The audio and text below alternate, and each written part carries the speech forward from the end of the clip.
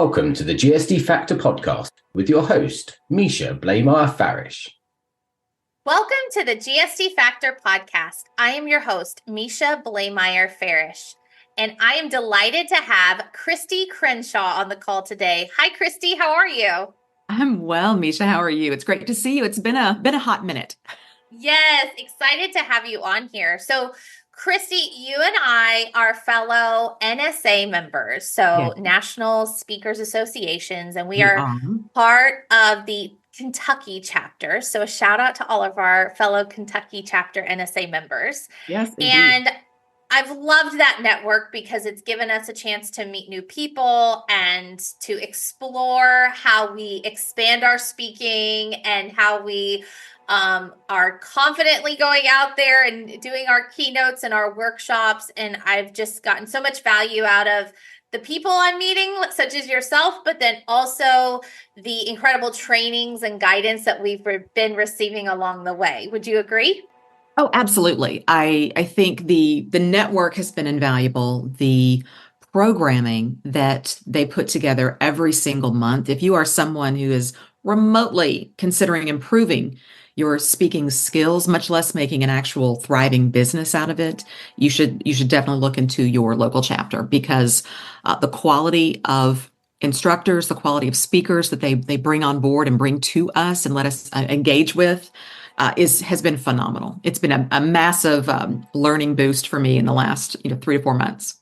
Yes, same. And kudos to them for pulling again together such an incredible network, like you said.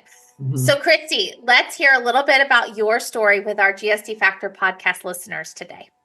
My story, it's so funny. I am a storyteller and a public speaker, and I'm always comfortable in front of a microphone on a stage. But when you talk about what's your story, I'm like, which part do you want? Because we all have so many facets to who we are and what's the most important in this instance. I have been a singing balloon delivery girl. I've been a waitress. I've been a bartender. I have been a sales executive in the technology space. I have been a digital marketing coach. I've worn a lot of hats. Let's put it that way. I competed on the national stage at Miss Teen USA. I was first runner-up in '89. Yeah, that long ago. I competed at Miss America. Did not get on the national stage for the finals for that, but did win an additional scholarship, which is the reason I was there in the first place. Being the youngest of 6 children from Bardstown, Kentucky, grew up in a pretty small town and really wanted to kind of punch out and see what else is out there, what's beyond our little small town borders. And it's so funny that I did that. I've lived in Nashville, Nashville twice, Los Angeles, and Houston. And now I'm back in Shelbyville, Kentucky with my husband, and we're kind of in the same type of community we started in years and years and years ago. So it's interesting that things have kind of come full circle, but I've learned something in every place that I've lived. And I've been exposed to different types of cultures and different foods. And I would book a flight to Houston in a hot second for some great food. And California, of course, has the beautiful coast and the ocean. And Kentucky, it's a place that just really kind of warms my heart when I think it is my old Kentucky home. It really is. So I want to take all of my experiences, good, bad, and ugly, and there's a lot of those, to help other women who might be in those crossroads in their lives and help them along the way. So I've learned from a lot of my past mistakes. I'm learning even now to lean more fully into my faith on how to get over and get through certain things. But I also recognize that I have, and we all have, certain God-given gifts and talents that if we don't use them, that really is a shame. So what are you hiding and hoarding for yourself that really you need to share with the world, because we need to benefit from the brilliance that you have. And so by doing that, I work with groups with the keynotes, but women also in a one-to-one coaching space to help them live a life of purpose and promise. And we do that by making decisions. That's a really tough one to do for some people. Indecision is a luxury you really can't allow yourself to revel in. We not only make those decisions, we set boundaries around those decisions. That's a tough one. And then once we've done that, we take some massive action and we do it in alignment with our values. Because if we do it any other way, it's going to feel off. And then you have to keep up the facade of whatever path you've gone down. And that is that's a road to ruin. So that was a mouthful, but in essence, that's where I am. And that's why I'm talking to you today. I think it's amazing. And I love the synergy between what you're doing and what we talk about here at GSD Factor, right? Because what we have is we are learning from all the experiences around us. We are learning what to do and what not to do. And when we live that life with the open hands that we speak to, it allows us to be able to look at things half full, right? Be able to have that proper lens on it, be able to have that different perspective on things. And I love the pillars that you walk throughout your keynotes, but then also with your coaching, because I think all of those are so crucial and critical for us to become who we're meant to be and for us to be executing and walking out those God-given talents and getting shit done. And I think that that's what's so fun about the synergies with this. So in talking about that, let's, tie in for us a little bit about what you're doing and how you're doing it. And, here on the GSD Factor podcast, we talk about our 6 attributes of be confident, inquisitive, imaginative, be present, resilient, and influential. So when Kristie Crenshaw is living out her best life and working with her clients and her coaching clients and her corporate clients in those keynotes, talk to us about which attributes you're activating as you are doing that amazing work around those 3 pillars. Well, your attributes are fantastic. I love all of them. And there is some definite tie-in with the 5 pillars of my signature program. I lean towards the inquisitiveness and the imagination, because in the inquisitiveness, we have to start asking questions to ourselves as well, not just the people around us. The relationship that we have with ourselves, why we do what we do, is that serving us? Those are 2 big questions. When it's not serving us, when it's not serving our highest self, our best, most beautiful, honorable self, then we need to make some changes. So those action items of making decisions, setting boundaries, taking action, it starts with you. It's not about telling everyone around you, hey, what would be a great idea? I think if you did this, I'd be much happier. It doesn't work that way. And we all think it could, if she, and you have these crazy scenarios in your head of how someone you cannot control will do a thing that you think would impact your happiness directly. Never does. And then we're constantly disappointed and we're back in the space wondering why. So the 5 pillars of my program, once we work through some limiting beliefs, because we'll have an initial conversation to kind of level set things and see where we are, the starting point of our GPS. And then we'll look at our mission, having a mission statement. If you go to any corporation, you sit in any Q2 meeting, they're going to show you up on the big screen their mission statement. And every single silo of business rolls up to that mission statement. They have a key purpose and tasks that they have to contribute to the overall success of that mission statement. Well, if we are walking around with no mission statement, what are we doing all of these things for? Why are we doing all of these things, expending all of this energy? When you have your mission statement and you've spent time really thinking deeply and feeling deeply and praying about what this is for me, and it can always change. So it's not like you have to etch it in stone. But once you have that, then it makes everything that falls after it so much easier, because you can ask yourself, is this thing, this opportunity, this relationship, this amount of money, this investment, fill in the blank, is this in alignment with what I say my mission statement is? And so then I want to pause you there, because I think that is such a golden nugget for our listeners, is figuring out what is your mission statement, because it's your North Star, right? It guides everything. It guides the conversations, it guides the interactions, it guides our connections, our network, our roles, our jobs. And I think when we are looking at what does that work-life family integration look like, being able to say, in my pie of a life, This is the mission statement that is going to guide my entire life and all of those decisions that are being made. And I think that one piece right there is so important. And I think so many people miss that. Yeah, it's easy to get lost in all of the things. And we are in the midst of a 24/7 onslaught of stimulus, social media and Netflix and chit chat and Slack and ManyChat and WeGroup and all the things. And it's constantly coming at us if we don't silence ourselves and be still and really listen to what our guiding point is. How would we ever possibly know what's genuinely important to us? And so in doing that, having that mission statement, then we can start to see where we can actively take motion, move, create tasks that are in alignment, get shit done so that we can take ownership of the things that we can control. We have the right priorities set in motion. We have the humility to step out of our ego for a moment and ask for help where we need it. And we have honest perspective about where we've been, what we did, how we contributed to the thing, rightly or wrongly, and then learn from that experience.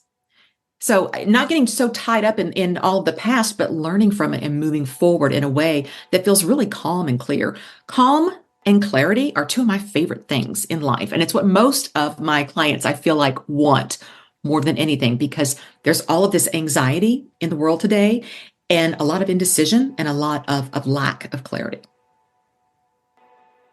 Are you following us on LinkedIn yet? We have a growing community of GSDers.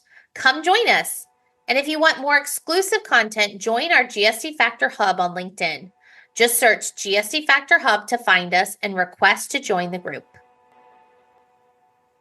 What we hope to do here is bring about these conversations, introduce you to our listeners so that they can start to just understand and see if it resonates. And if it does, allows, gives an opportunity for you to be able, for them to reach out to you and connect. And I think that, for those listeners that are really seeking that mission statement for themselves here in 2024, we're talking about powerfully choosing in 2024, and that question is coming up for you, Kristie. But I think, as our listeners are listening, and if you feel that, this mission really resonates with me, if this is something that would give me that North Star, I encourage you to reach out to Kristie to kind of have those conversations.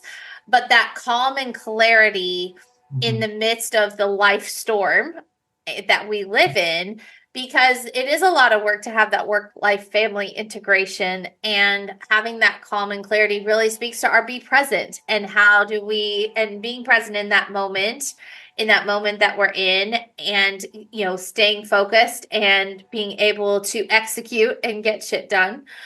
So Kristie, for you, what is your powerfully choosing in 2024? We chatted about this and I was like, I don't even want to say it out loud, but okay. So Let's manifest it, girl. Yeah. If you saw my storytelling bit from NSA last weekend, then you know that there is something that has cropped up for me for decades. I've had certain successes, but I've always kind of felt like I'm done. I don't get it anymore. I'm not allowed to be any more successful than I've already been. I've capped out. And if I succeed more, it takes the success away from you, which is a lie. Right. We know this. So I think I'm going to powerfully choose to be insanely successful in the year of 2024. Yes. Claps for that. Now, I have to get really clear about what success means. There's a lot of ways to define success. And there are a lot of ways that I feel like I am already I hit the jackpot with marriage. I have the cutest boy, the best friend. He's a Renaissance man. Like, I dig my husband in ways like I'm over the moon. I'm over the moon, smitten. And we've been together 9 years.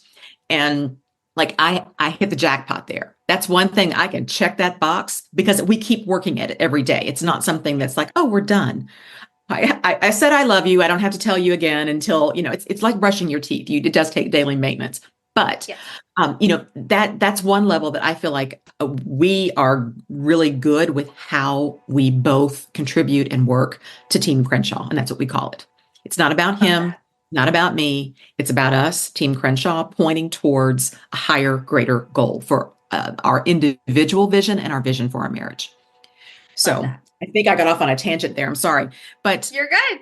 But being able to allow success in that I am doing things that are in alignment with my values, that are also capitalizing on my natural gifts and talents. Each one of us is divinely and uniquely made. Stop hiding your goodness, your greatness, so that somebody else can feel good about themselves. That's not healthy. Also, it's like you've got something inside you to contribute to a greater society. Take that thing, nurture it, learn, share, move forward in your progression, in your skill, in your craft. Does it mean it has to come with a college education? You can go to trade school. You can be a stay-at-home mom. You could be a stay-at-home dad. I mean, there's so many ways that you can use all of your gifts and talents to make a better society. And so that is what I think we should do. Success, you have to be able to take care of yourself. So yes, there is a monetary facet to that, in that I always look for a win-win. Yeah, I'm going to charge X, but I'm also going to bring some good value there. So you're going to feel good about paying that X number, that X factor, whatever it is. And when I can do that, then there's no ill feelings from them on the getting and giving, and vice versa. Everyone feels like this was a good, clean deal. And that's what I want in my business. I want things to feel really clean, and I want there to be a good exchange of value where I am bringing something that sparks a conversation, that changes a process, that allows someone to put down some baggage they've been carrying for decades. I know, I've been there, I've done that. And also that encourages someone to look at where their true power comes from. I'm there's no fudging around this at all. Like, I'm a Jesus girl. I am. I don't know what you believe in personally. I'm a Jesus girl. And when I allowed myself to incorporate that into my business, into my speaking, other doors opened up, and it felt really good to me to not keep that separate, to not keep it in a silo. Sure. So for me, that was important, and that's important moving forward. Yes.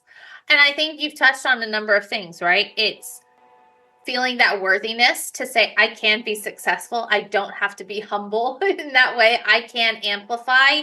I can be successful. I can scream at the top of my lungs, right? And I can be really good at this, and I can get shit done, and I can do it with passion and emotion, and I can help people, and I can do that with my spiritual side, and that's who I am. And this is you being unapologetically your true authentic self, which I love and I'm here for. So Kristie, how can our listeners reach out to you and connect with you?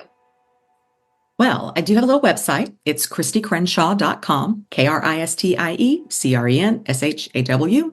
If you like to get on the social networks, I'm primarily on Instagram and a LinkedIn. I know LinkedIn isn't looked at as a social networking, it's more business, but it's becoming more socially acceptable to do business there in that way. So LinkedIn and Instagram are the places that I live on the social platforms. But KristieCrenshaw.com, you can find out all of the information about keynotes, about one-on-one coaching. If you just have a question, a random question. And one of the things I will say, there's a little video on my site, that if there is a project that you think needs a little bit of Kristie on it and it's not on my website, shoot me a note. Let's have a conversation. I'm always open to conversations because I want to be inquisitive and I want to use my imagination to see how we can make a win-win for everyone. That's what I'm looking for. So yeah, just pop that in there. That's great. And we will have those links in our show notes as well. Kristie, thank you so much for bringing the energy and the excitement. And I'm so honored to have you on the podcast today. I'm so grateful to NSA for bringing us together. And we're really excited to see how your powerfully choosing is going to manifest here in 2024. Love it. Thank you so much, Misha. Really appreciate the opportunity to speak to your crowd. Thank you. GSD Factor podcast listeners, you heard us here. Myself and Kristie Crenshaw wish you a fantastic day. And don't forget to get shit done. Thanks for listening to the GSD Factor podcast. If you liked this episode, please rate and subscribe on your favorite podcast platform, where you can also find previous episodes. Let's also connect on LinkedIn and Instagram. If you're looking for more information on the GSD Factor, visit us at gsdfactor.com. And always remember to GSD, get shit done.